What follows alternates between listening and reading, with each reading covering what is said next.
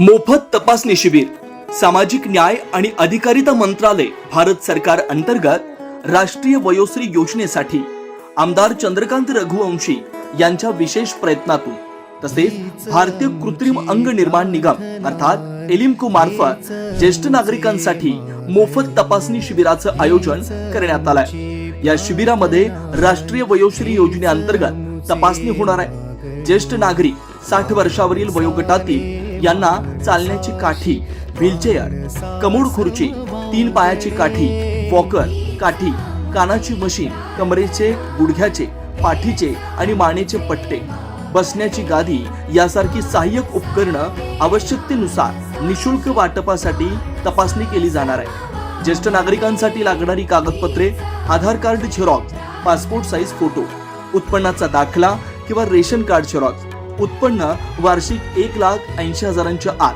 पिवळे किंवा केशरी रेशन कार्ड, ग्रामसेवक किंवा सरपंच दाखला घेण्यात येणार आहे। हे शिबिर ज्येष्ठ नागरिकांसाठी अत्यंत उपयुक्त ठरणार आहे। मोठ्या संख्येने नागरिकांनी लाभ घ्यावा असं आवाहन करण्यात येत आहे। आयोजक आमदार चंद्रकांत रघुवंशी साहेब मित्रमंडळ। जाती प्रांत भाषा वेश सारे संपुदे।